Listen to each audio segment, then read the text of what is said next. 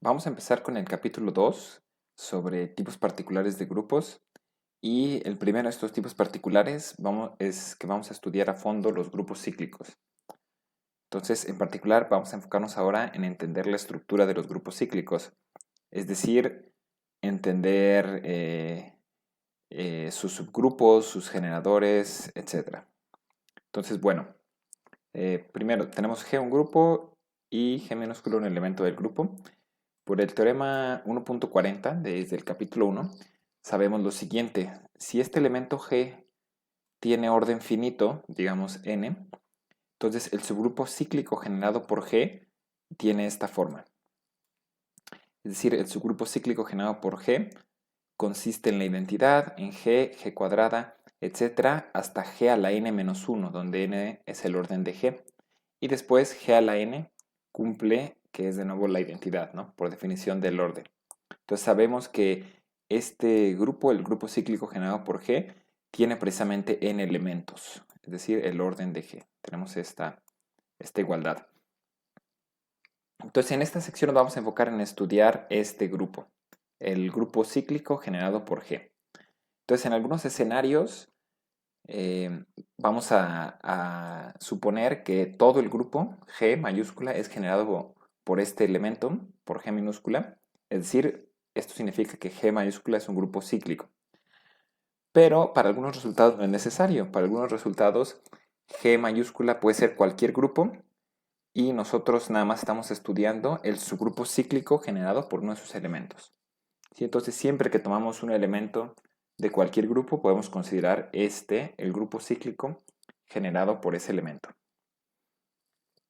Bien, entonces vamos a ver una observación antes de empezar con los resultados específicos. Entonces, de nuevo, tenemos un elemento de orden finito, digamos que G tiene orden n, el cual es finito. Por el lema 1.25 sabemos lo siguiente, sabemos que si existe un entero k tal que al elevar g a la k nos da la identidad, entonces sabemos que n debe dividir a k. Sí, eso es algo que hemos estado usando frecuentemente. Si tenemos un elemento de un grupo que elevado a una potencia nos da la identidad, podemos concluir que el orden de ese elemento debe dividir a esa potencia. Por otro lado, si n divide a un entero k, supongamos aquí k es otro entero no necesariamente tiene que cumplir lo anterior. Si n divide a algún entero, entonces esto se cumple, es la definición de que n divida a k, o que n sea un factor de k. Y esto implica lo siguiente, implica que g a la k, podemos escribirlo como g a la q por n, y esto usando las leyes de los exponentes podemos escribirlo como g a la n a la q. G a la n es la identidad porque es el orden de g. Entonces finalmente esto nos da la identidad. Es decir, g a la k, si k es un múltiplo del orden, nos da la identidad. Entonces lo que estamos deduciendo con esta observación es que g a la k nos va a dar la identidad si y solo si n divide a k. O equivalentemente, esto se puede leer como si k es un múltiplo de n, ¿no? Entonces, esta observación es nada más para decir que el lema 1.25 de hecho es un sí solo sí, ¿sí? G elevado a una potencia es la identidad, sí solo sí esa potencia es un múltiplo del orden de G. Bien. Entonces vamos a usar esta observación para demostrar lo siguiente.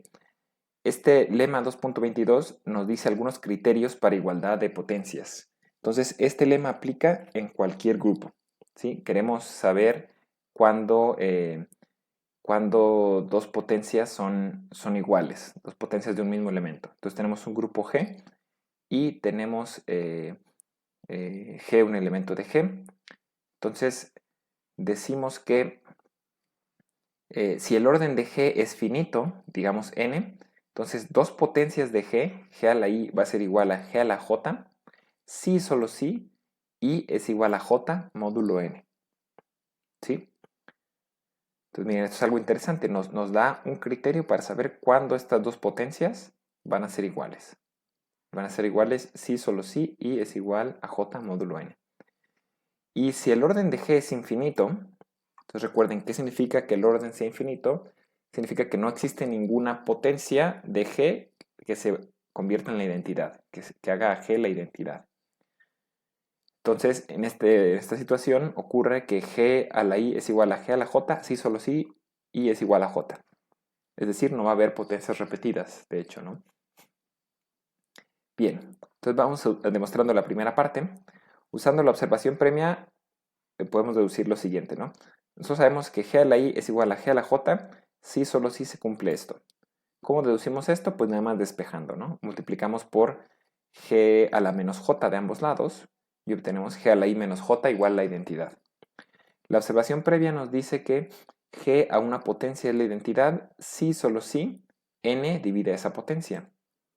Entonces esto se cumple si solo si n divide a I menos J. Pero que n divide a I menos J es equivalente a que I sea igual a J módulo n. De hecho, esta es la definición de módulo n, si recuerdan, ¿sí? Decimos que un número es igual a otro módulo n si y solo si su diferencia es un múltiplo de n. Entonces ya está, ¿no? Básicamente nada más usando la observación previa. Para el siguiente resultado, pues sabemos que si el orden de G es infinito, entonces G a la K va a ser la identidad, si solo si K es igual a 0. ¿Sí? Porque no existe ninguna potencia de K que haga que K sea la identidad, excepto K igual a 0, ¿no? Porque cualquier elemento de un grupo a la 0 siempre es la identidad. Entonces, por lo tanto, procedemos de manera similar, ¿no? G a la I es igual a G a la J, si solo si G a la I menos J es igual a E, a la identidad. Y esto se va a cumplir si solo si I menos J es igual a 0. Y esto es equivalente a que I sea igual a J. Entonces ya quedó la segunda parte del criterio.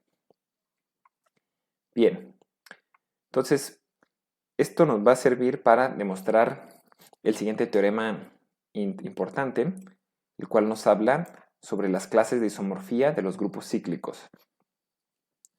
En sí, lo que nos dice este teorema es lo siguiente. Si nosotros tenemos un grupo cíclico, G, hay básicamente dos alternativas. Si G es de orden finito, n, es decir, si G es un grupo cíclico con n elementos, entonces forzosamente G va a ser isomorfo a Zn, donde Zn son los enteros módulo n con la suma. ¿Sí? G puede ser cualquier grupo cíclico abstracto que ustedes quieran, pero al final de cuentas, si tiene n elementos, va a ser isomorfo a Zn.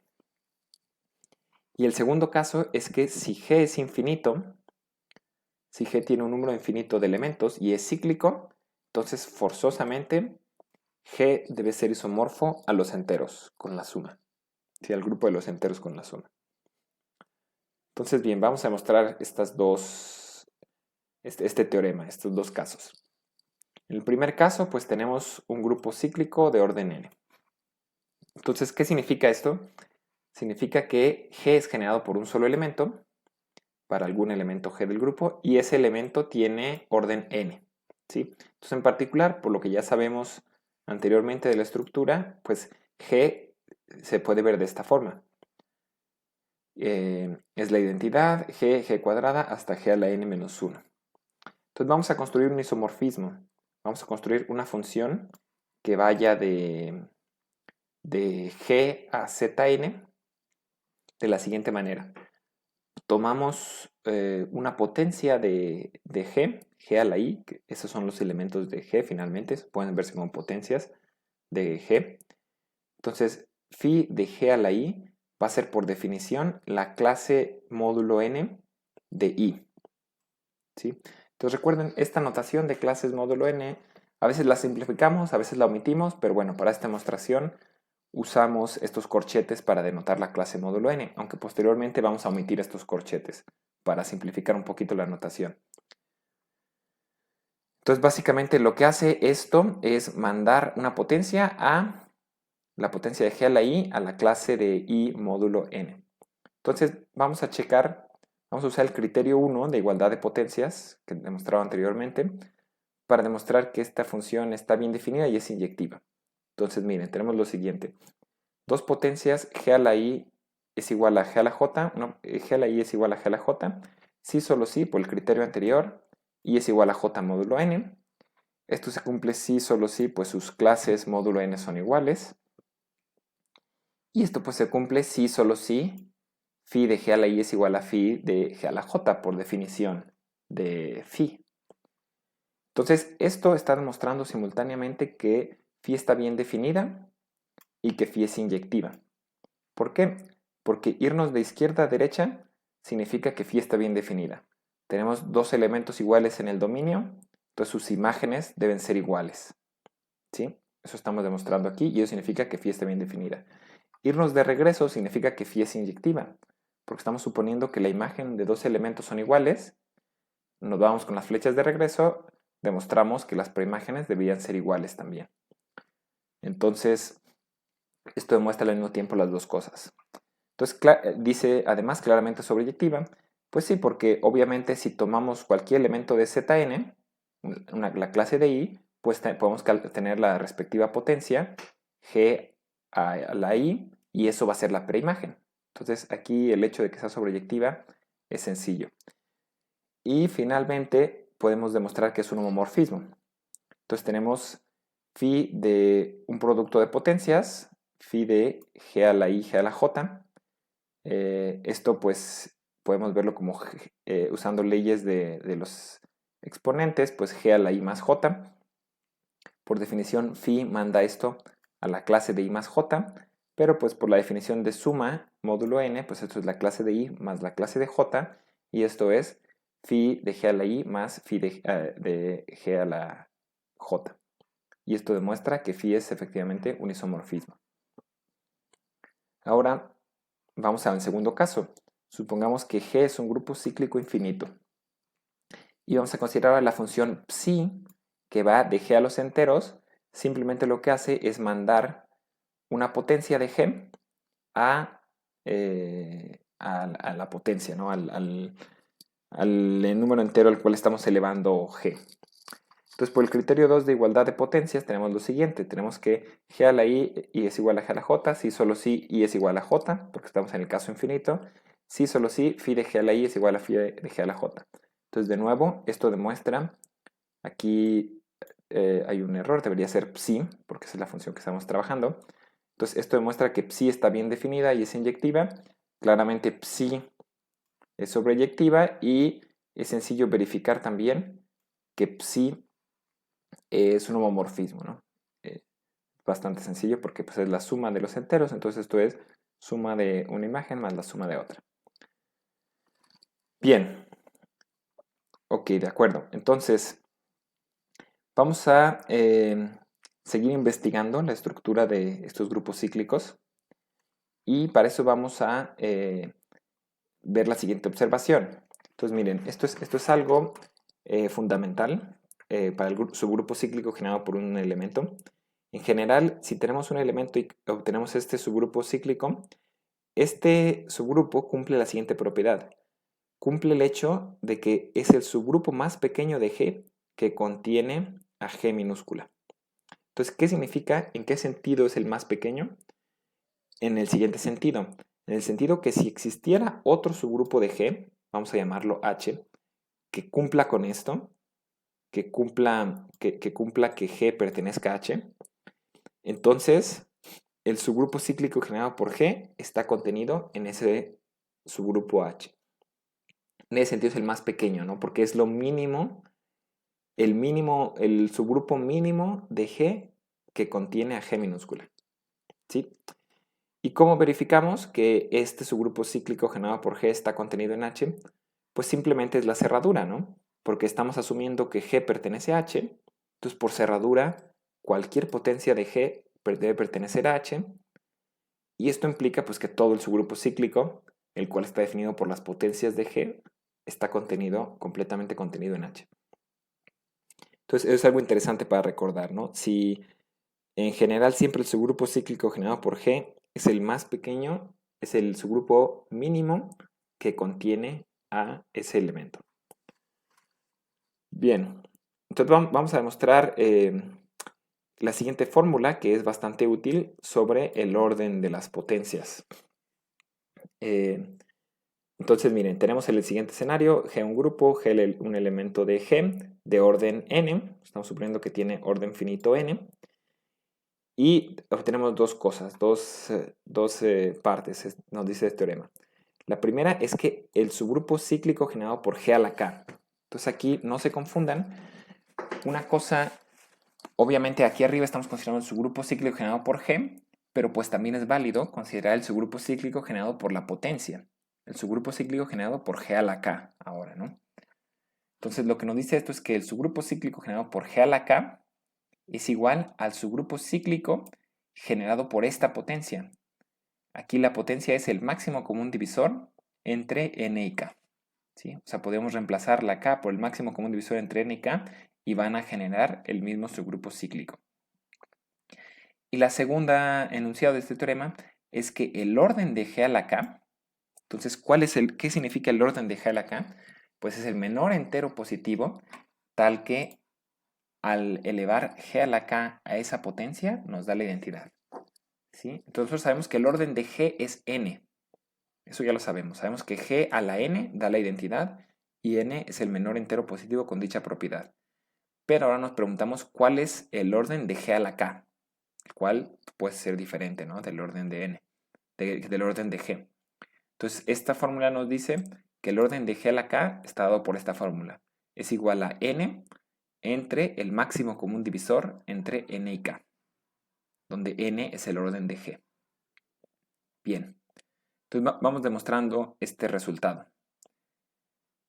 Vamos a decir que sea d el máximo común divisor entre n y k. ¿Sí? Para simplificar un poco la notación, d siempre va a ser eso en esta demostración. Entonces, bueno, ¿qué cumple el máximo común divisor? Pues en particular cumple que es un divisor de k, ¿no? Porque es un divisor común de n, un divisor común de k, pues es un divisor de k. Entonces existe un q tal que k es igual a q por d. Entonces, recuerden, estamos demostrando la primera parte, que G, el subgrupo cíclico generado por G a la K es igual al subgrupo cíclico generado por G a la D, en este caso, ¿no? Con la notación. Entonces, veamos lo siguiente. G a la K puede escribirse como G a la DQ, y esto es un elemento del subgrupo cíclico generado por G a la D, porque es una potencia de D. Entonces, la observación anterior, ¿qué nos permite decir? Pues miren, si G a la K está contenido en este subgrupo, pues entonces el subgrupo cíclico generado por G a la K va a estar contenido en esto también, ¿no? ¿Por qué? Pues ustedes pueden deducirlo, porque si G a la K pertenece aquí, pues todas las potencias de G a la K también van a pertenecer aquí. Entonces este subgrupo está contenido en este subgrupo. Es la observación anterior aplicada donde el papel de H lo está haciendo este subgrupo de aquí. ¿Sí? Entonces ya demostramos una contención. Demostramos que el subgrupo cíclico generado por G a la K está contenido en el subgrupo cíclico generado por G a la D. Ahora vamos a la otra contención. Para la otra contención vamos a usar el lema de Bezout. ¿Qué nos dice el lema de Bezout? Pues que existen enteros tales que el máximo común divisor de entre n y k puede escribirse como una combinación entera entre n y k. ¿Sí? Entonces, eso es el teorema de Bezout, básicamente. D es el máximo común divisor entre n y k, y pues aquí tenemos n, aquí tenemos k, y aquí tenemos estos enteros, ¿no? Una combinación entera. Bien, entonces pues simplemente reemplazamos, ¿no? Calculamos g a la d, ¿quién va a ser? Pues por esto de aquí arriba, es g a la t1 por n más t2 por k. Usamos leyes de los exponentes para escribirlo de esta forma. Y usamos el hecho de que n es el orden de g. Entonces, esto se convierte en la identidad y nada más nos queda g a la k a la t2, y eso es un elemento del subgrupo cíclico generado por g a la k. Entonces, miren que estamos demostrando que g a la d está contenido en este subgrupo. Entonces, cualquier potencia de g a la d también va a estar en este subgrupo. Entonces, esto nos dice que el subgrupo cíclico generado por G a la D va a estar contenido en el subgrupo cíclico generado por G a la K. Por lo tanto, los dos deben ser iguales, ¿no? Ya tenemos las dos contenciones y es lo que queríamos para la primera parte del teorema. Para la segunda parte del teorema es demostrar esta fórmula. tenemos que investigar quién va a ser el orden de g a la k. ¿De acuerdo? Entonces, vamos a dividirla en dos subcasos, esta demostración. ¿Sí? Primero vamos a suponer que k divide a n. Y queremos encontrar el orden de g a la k cuando k divide a n. Y queremos encontrar esto, ¿no? Vamos a encontrar que si k divide a n, entonces el orden de g a la k es precisamente n sobre k, lo cual es un entero, ¿no? N sobre k es un entero. Recuerden, el orden siempre es un entero, pero en este caso n sobre k es un entero porque, por esta hipótesis, porque k divide a n. Entonces vemos lo siguiente, ¿no? Si elevamos g a la k a la n sobre k, pues las k se cancelan, obtenemos g a la n y nos da la identidad, ¿no? Entonces, efectivamente, elevar g a la k a esta potencia nos da la identidad, ¿sí? Pero entonces, queremos ver que este de aquí, n sobre k, es el menor entero positivo con esta propiedad. Entonces, observemos lo siguiente. Si tomamos otro entero positivo que sea estrictamente menor que n sobre k, entonces obtenemos que, pues despejando de esta igualdad, obtenemos que ik es estrictamente menor que n. Y por lo tanto, elevar g a la ik debe ser distinto a la identidad, ¿no? Porque n es el menor entero positivo tal que elevar g a la n nos da la identidad. Entonces, ik es un entero positivo menor, pues entonces g a la ik, o escrito de esta manera, g a la k a la i, debe ser distinto de la identidad, ¿sí? Entonces, esto nos estaría diciendo que esta fracción n sobre k es el menor entero positivo con esta propiedad, ¿sí? ¿Por qué? Porque, pues sencillo, ¿no? Lo que está diciendo aquí, ¿no? Si nk lo reemplazamos por un entero menor, por i, entonces esto de aquí arriba nos está diciendo de que no va a ser la identidad, ¿no? Reemplazando este exponente por un entero menor no es la identidad. Entonces, n sobre k es el menor entero positivo con esta propiedad, lo que significa que es el orden. Entonces, faltan demostrar en el caso general. ¿Cuál es el caso general? Pues cuando k no necesariamente divide a n, ¿no? Queremos encontrar el orden de g a la k cuando k no necesariamente divide a n. Pero entonces vamos a usar el punto anterior de este lema, ¿sí? Y el hecho pues, de que el máximo común divisor entre nk divide a n. Entonces, ¿qué es el punto anterior? Pues bueno, miren, empecemos. Queremos encontrar el orden de g a la k. Primero, por un hecho que ya sabemos, el orden de g a la k pues es lo mismo que el orden del grupo cíclico generado por g a la k. Ahora, el punto 1 de este lema nos dice esto, que el grupo cíclico generado por g a la k es lo mismo que el grupo cíclico generado por g a la máximo común divisor entre n y k. Entonces, lo reemplazamos aquí. Y esto, de nuevo usando el mismo hecho anterior, esto pues es el orden de g a la máximo común divisor entre n y k.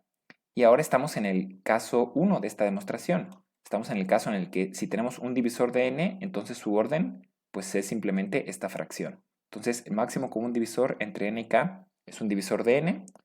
Entonces el orden de esta potencia debe ser esta fracción. Y obtenemos el resultado que queríamos. Bien, entonces esta fórmula pues es bastante útil porque nos puede permitir calcular los órdenes de las potencias de g si conocemos el orden de g. Entonces miren, en este ejemplo suponemos que g es un elemento de orden 12 y con esa información ya podemos calcular el orden de cualquier potencia de g, ¿sí?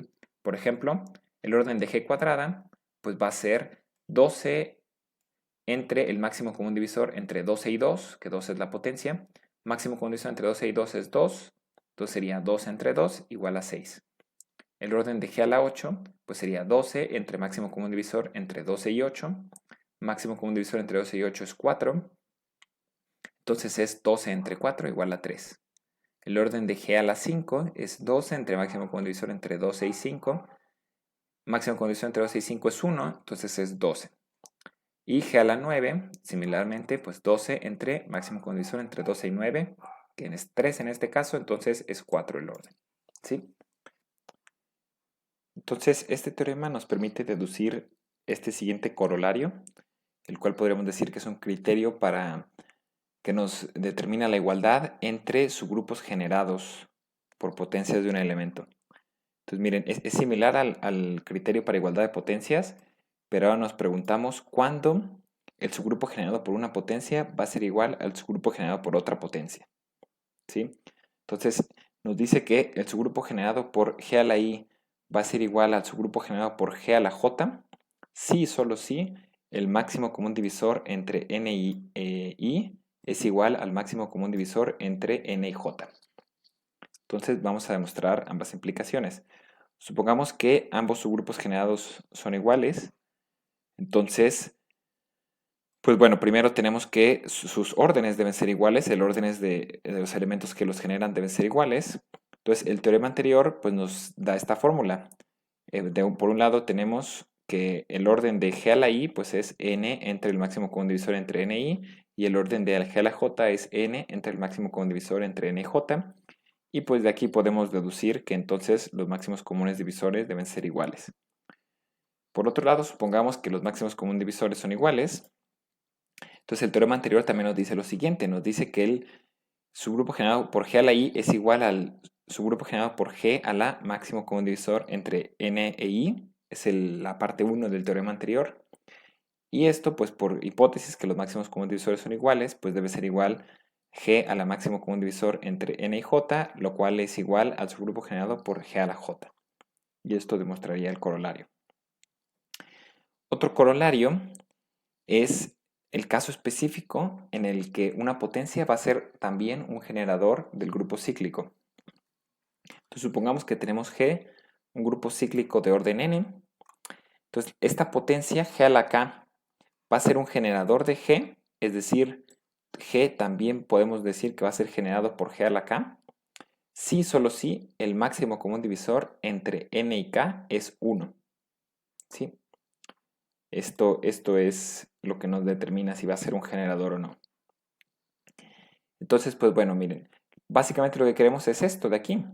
Queremos que el subgrupo generado por G sea igual al subgrupo generado por G a la K.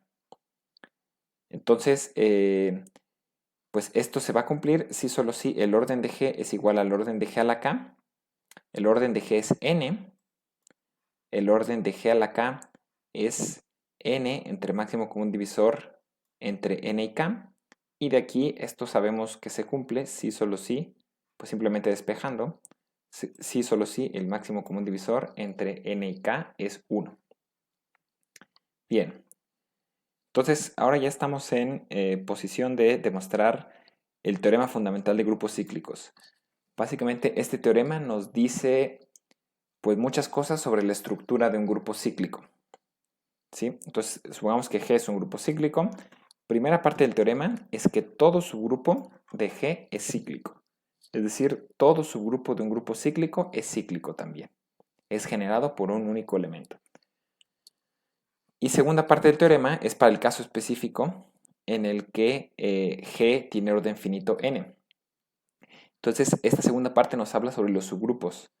Nos dice que para cada divisor, K de n, va a existir un único subgrupo al cual vamos a anotar como H sub K y que tiene orden K.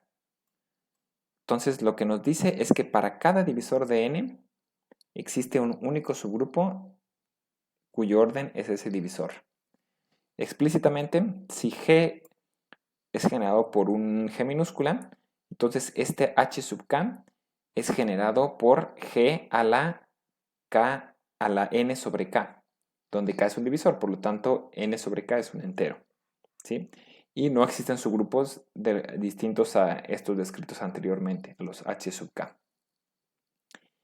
Bien, entonces en cierta manera pues esto nos dice, es como una especie de, pues una versión mucho más fuerte del teorema de Lagrange que ya conocemos, ¿no? ¿Qué nos dice el teorema de Lagrange? Nos dice que si tenemos un subgrupo, entonces el orden de subgrupo es un divisor.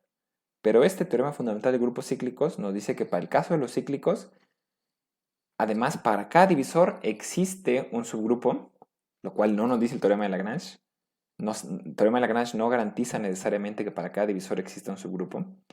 Entonces, para cada divisor existe un subgrupo y además ese subgrupo es único. ¿Sí? Dos cosas. Bueno, entonces vamos demostrando pues cada parte. Primera parte es que todo subgrupo de G es cíclico. Entonces supongamos que G es generado por una G minúscula y consideremos H un subgrupo de G, un subgrupo arbitrario de G. Vamos a demostrar que es cíclico este H, ¿sí? Entonces si H pues, es el subgrupo trivial, pues H es generado por la identidad, es cíclico, ¿no? Entonces supongamos que H es distinto de la identidad, que H no es trivial. Y sea M el menor entero positivo tal que G a la M pertenece a H, ¿sí? Entonces, los elementos de G son potencias. Entonces, H, al ser un subgrupo de G, pues también consiste en potencias de G, ¿no? Es un conjunto de potencias de G. Entonces, como tiene un elemento distinto de la identidad, pues en particular va a contener una potencia positiva, al menos, ¿no? Al menos una potencia positiva. Y entonces lo que definimos a n es eso, la menor potencia positiva que pertenece a H. Ahora la afirmación o lo que vamos a demostrar es que H es generado por esa potencia, por G a la n. Entonces, primero, pues esto es claro por cerradura, ¿no? Porque G a la m pertenece a H, entonces pues todas las potencias de G a la m también pertenecen a H. Entonces esto se cumple. Ahora vamos a mostrar la otra contención. Supongamos que G a la S es un elemento arbitrario de H. ¿Por qué es una potencia? Pues porque H es un subgrupo de G y G consiste en puras potencias de G. Entonces, por eso podemos asumir que un elemento arbitrario de H tiene esta forma. Es un G a la S. Entonces, aplicamos el algoritmo de la división entre S y M, ¿sí? ¿Qué nos dice el algoritmo de la división? Pues que va a existir una Q y una R, un cociente y un residuo, tal que S puede escribirse como Q por M más R, donde R, que es el residuo, cumple con esto, está entre 0 y es estrictamente menor que M. Entonces, por cerradura observamos lo siguiente. G elevado a la R, pues despejado de la igualdad de aquí arriba, puede escribirse como G a la S menos QM. Y G a la S es un elemento de H, porque aquí lo estamos diciendo. G a la M también es un elemento de H, porque aquí arriba lo estamos diciendo. Entonces G a la M a la Q también va a ser un elemento de H. Entonces todo este producto pertenece a H finalmente, lo que nos dice que G a la R pertenece a H. ¿Sí? Entonces lo que obtenemos es que si R fuera distinto de 0, entonces R es un entero positivo tal que G a la R pertenece a H. Y además, R es menor que M, ¿no? Porque esa es la propiedad del residuo que aparece aquí. R es estrictamente menor que M. Entonces, R sería un entero positivo menor que M que pertenece a H, tal que G a la R pertenece a H. Y esto contradice nuestra elección de M, ¿no? Porque nosotros dijimos que M es el menor entero positivo con esa propiedad. Entonces, por lo tanto, pues no puede haber de otra más que R sea 0. Entonces implica, pues esto, ¿no? Que S es igual a Q por M. Por lo tanto, S puede verse como G a la S, puede verse como G a la Q por M, que es G a la M a la Q, el cual es un elemento del subgrupo generado por G a la M. Es decir, tomamos un elemento arbitrario de H, que era G a la S, y demostramos que pertenece a este subgrupo. Es decir, H está contenida en el subgrupo generado por G a la M, por lo tanto deben ser iguales. Entonces demostramos la afirmación y esto demuestra la primera parte del teorema, porque tomamos un elemento arbitrario, un subgrupo arbitrario de G y demostramos que debe ser cíclico. ¿Sí? Entonces vamos a la segunda parte del teorema, que ¿qué dice? Pues dice que para cada divisor existe un único subgrupo H sub K, de orden K. Entonces, pues, supongamos ahora, bueno, en este caso, además G debe ser finito, entonces G es generado por G de orden n, y vamos a decir que K es un divisor de n. Vamos a definir nosotros al subgrupo H sub K de esta manera, G a la n sobre K. Entonces, primero pues calculamos el orden, que tenga el orden adecuado, ¿no? Porque el teorema nos dice que H sub K tiene orden K. Entonces, pues el orden de h sub k es lo mismo que el orden de g a la n sobre k por la fórmula que demostramos anteriormente. Esto es n entre máximo común divisor entre n y n sobre k. Entonces, en particular, n sobre k pues es un divisor de n. Entonces, el máximo común divisor entre estos dos números pues es n sobre k. Y simplificando esto obtenemos que es k.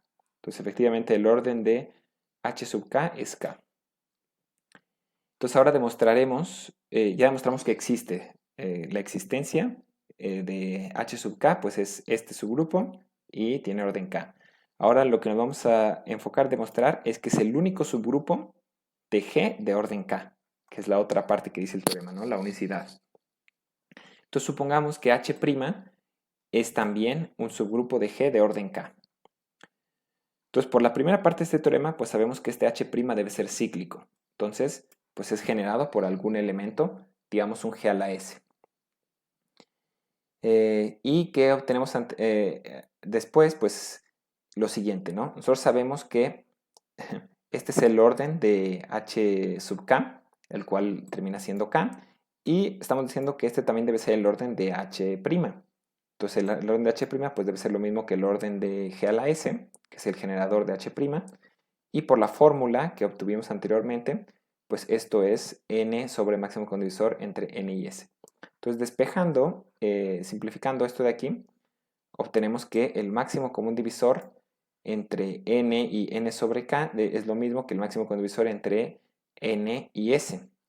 Y por el corolario que demostramos anteriormente, decía que si los máximos comunes divisores son iguales, entonces los subgrupos generados por esas potencias deben ser iguales.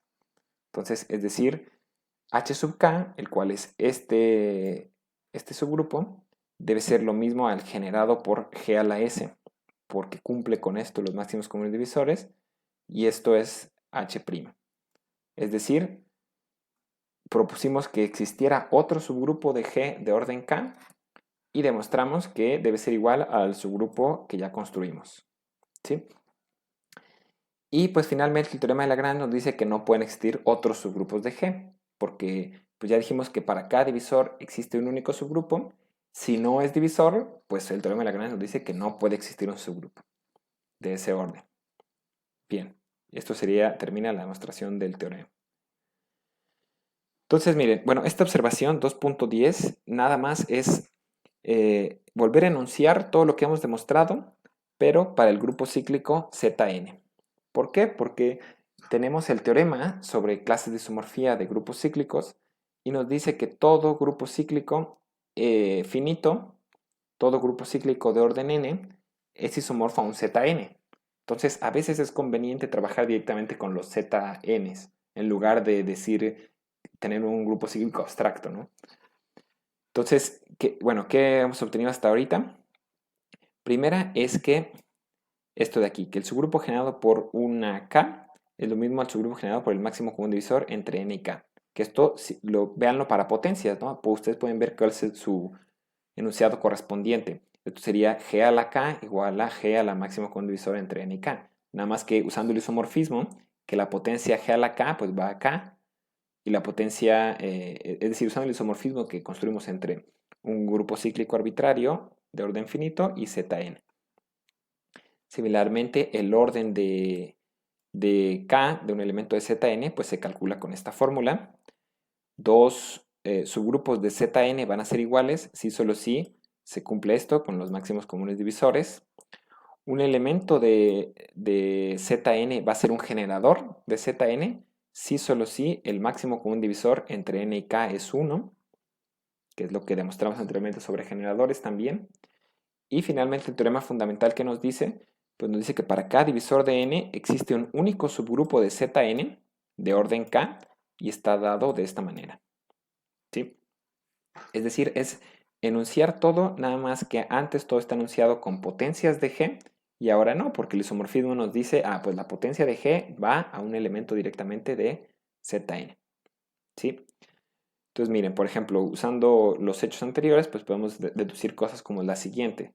Los generadores de Z12, por ejemplo, pues van a ser 1, 5, 7 y 11, que son los elementos de Z12 que son primos relativos con 12 o cuyo máximo común divisor con 12 es 1. Y esto cumplen esto, ¿no? Todos ellos generan a Z12. Entonces, si P es un número primo, entonces todo elemento de ZP con P distinto de 0 va a ser generador de ZP, ¿no? Porque siempre pues, va a su máximo común divisor con P, pues va a ser 1. Bien, una observación es que los generadores de Zn son precisamente los elementos de este grupo. Recuerden, antes presentamos este grupo UN definido de la siguiente manera. Son todos los elementos de Zn cuyo máximo común divisor con n es 1. Nada más que en este grupo la operación, en lugar de ser suma, ahora es multiplicación. Pero vistos nada más como elementos, los elementos de UN son precisamente los generadores de Zn. Entonces, esto es útil presentar lo que se conoce como la función phi de Euler. ¿Cómo está definida la función phi de Euler? Pues es una función que va de los enteros positivos a los enteros positivos y a cada entero positivo le asigna esto. ¿Qué es esto? Pues esto no es otra cosa más que la cardinalidad de UN. Es decir, son todos los enteros positivos que estén entre 1 y n y cuyo máximo común divisor con n sea 1. Es decir, los elementos de UN, ¿no? Entonces, para simplificar las cosas, pues pueden decir que phi de n es la cardinalidad de UN. Entonces, miren, este pequeño lema sobre la función phi de Euler nos dice lo siguiente. Primera cosa es que el número de generadores de Zn es precisamente la función phi de Euler. Y segundo, es que para cualquier divisor de n, para cualquier divisor k de n, el número de elementos de Zn de orden k es precisamente phi de k. ¿Sí? Entonces, la primera parte de este lema es trivial, ¿no? Porque ya lo habíamos dicho, que precisamente los generadores de Zn pues, son los elementos de UN, entonces pues el número de generadores pues, va a ser la cardinalidad de UN, que es la función phi de Euler. ¿Sí? La siguiente parte es más interesante. Básicamente la siguiente parte cuenta cuántos elementos hay en Zn de orden k. ¿Sí? Es decir, nosotros sabemos que subgrupos de orden k hay uno único. Pero ahora la pregunta es cuántos elementos de orden k hay. Entonces, precisamente usamos este resultado. El teorema fundamental de grupos cíclicos nos dice que Zn tiene un único subgrupo de orden k, dado de esta forma. ¿Sí? Si nosotros tuviéramos A en Zn, un elemento de orden k, entonces el subgrupo generado por A es un subgrupo de orden k. ¿Sí? Y por unicidad, pues tenemos esto de aquí. ¿Sí? Que el subgrupo generado por ese A debe ser igual a H sub k. Es decir, con esto simplemente observamos que los elementos de Zn de orden k son precisamente los generadores de este subgrupo, H sub k. Y el punto anterior pues nos dice cuántos generadores hay de este subgrupo, HK, pues son precisamente phi k. Si es el número de generadores de HK. Bien. Entonces, finalmente, vamos a demostrar un último lema para introducir algo interesante, una herramienta interesante. Entonces, este lema nos dice lo siguiente. Tenemos al grupo G, generado por G, un grupo cíclico de orden n, y el subgrupo HK, con el que hemos estado trabajando, donde K divide a n. Entonces nos dice que uno de estos subgrupos, H sub K, está contenido en H sub S, si solo si K divide a S. ¿Ok? Entonces miren, primero vamos viendo las dos implicaciones. Si H sub K estuviera contenido en H sub S, pues H sub K es un subgrupo de H sub S y el teorema de Lagrange pues, nos dice que K debe dividir a S. ¿Sí? Puesto que el orden de H sub K es K y el orden de H sub S es S. Por otro lado, pues supongamos que K divide a S. Entonces el teorema fundamental de grupos cíclicos aplicado a H sub S pues nos dice que H sub S tiene un único subgrupo K de orden K. ¿Sí? Porque H sub S también es un grupo cíclico. Sin embargo, pues K también es un subgrupo de G. Entonces, y estamos diciendo K es un subgrupo de G de orden K. Entonces, este K debe ser igual a H sub K por la unicidad de H sub k en G. Entonces, H sub k debe estar contenido en H sub s. ¿Sí? Y esto demuestra este pequeño lema. Entonces, ¿para qué nos sirve este pequeño lema? Pues nos sirve para construir lo que conocemos como la retícula de subgrupos de un grupo cíclico. Entonces, ¿qué es la retícula de subgrupos? Es lo siguiente. Consideramos un grupo y consideramos el conjunto de subgrupos del grupo, el cual denotamos como sub G. Entonces, sub G es el conjunto de todos los subgrupos del grupo. Esto va a ser un conjunto parcialmente ordenado con la contención, donde decimos que un subgrupo está contenido en otro, pues eso es lo que hace el orden parcial. Entonces a este conjunto parcialmente ordenado, que es el conjunto de subgrupos de un grupo con la inclusión, se le conoce como la retícula de subgrupos de G. ¿Sí? Entonces, bueno, con un conjunto parcialmente ordenado puede visualizarse mediante una gráfica en general, sí, eso siempre podemos hacerlo. Entonces vamos a decir que los vértices de la gráfica o los nodos de la gráfica pues van a ser los subgrupos del grupo y vamos a decir que hay una arista, que hay una línea de un subgrupo a otro si H1 está contenido en H2, ¿sí? Como la relación de estar contenido es de contención es reflexiva y transitiva, pues esta gráfica podemos simplificarla un poco. ¿Cómo? Pues bueno, omitiendo las aristas de un vértice en sí mismo, que serían pues los lazos, lo que se conocen como los lazos de la gráfica, y omitiendo las aristas que pueden deducirse por la transitividad. Entonces, el diagrama finalmente que obtenemos es lo que se conoce como el diagrama de Hasse de la retícula de subgrupos de G. Es decir, si al diagrama de Hasse le completáramos la reflexividad y la transitividad, obtendríamos tal cual la gráfica del orden parcial. Entonces, miren, esto podemos ilustrarlo más sencillamente con un ejemplo. Vamos a dibujar la retícula de subgrupos de Z6. ¿Sí? Entonces, para cada divisor de 6 debe existir un subgrupo de orden 6, que vamos a construirlo de esta manera, ¿no?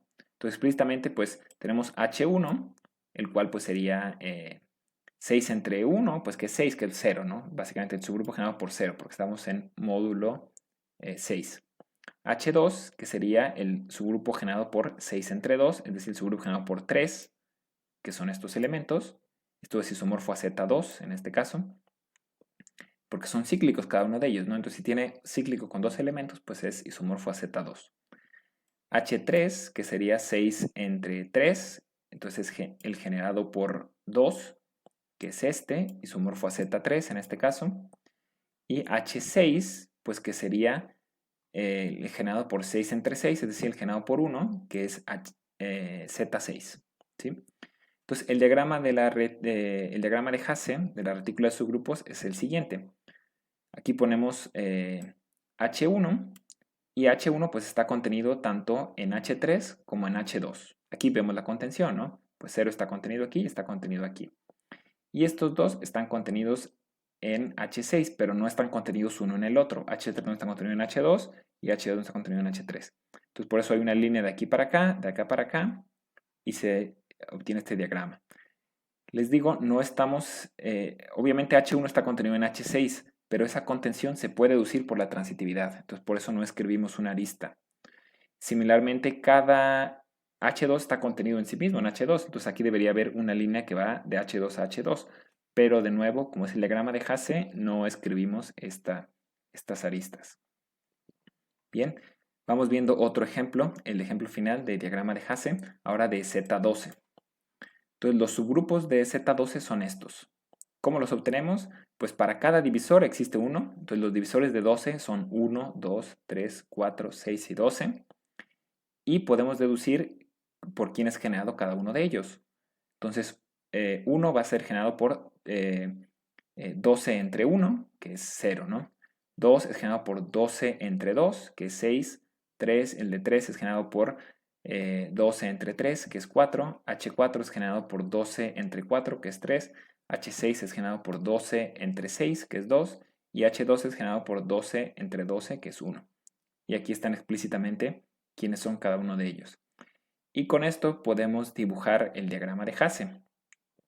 Entonces hay que ver pues cuáles subgrupos están contenidos en cuáles y dibujar una línea en tal caso. Entonces, una cosa interesante es que esta retícula la podemos dibujar usando el hecho de que la retícula de subgrupos va a ser isomorfa a esta retícula. ¿Quién es esta retícula? Pues div n es el conjunto de divisores de n y esta es la relación de orden parcial de divisibilidad. ¿Por qué podemos hacer esto? Pues porque, como demostramos anteriormente, ese teorema, sabemos que un subgrupo está contenido en otro si, solo si, su orden divide al otro. Entonces, la contención es equivalente en este caso a divisibilidad. Entonces, miren, podemos argumentar de la siguiente manera. H2 está contenido en H6 porque 2 divide a 6. H3 está contenido en H6 porque 3 divide a 6. H2 está contenido en H4 porque 2 divide a 4. ¿Sí? Pero H4 no está contenido en H6 porque no divide ninguno al otro. Y estos dos están contenidos en H12 y así completamos el diagrama, ¿no? Simplemente aquí están explícitamente los subgrupos, pero simplemente usando la divisibilidad podríamos haber dibujado este diagrama.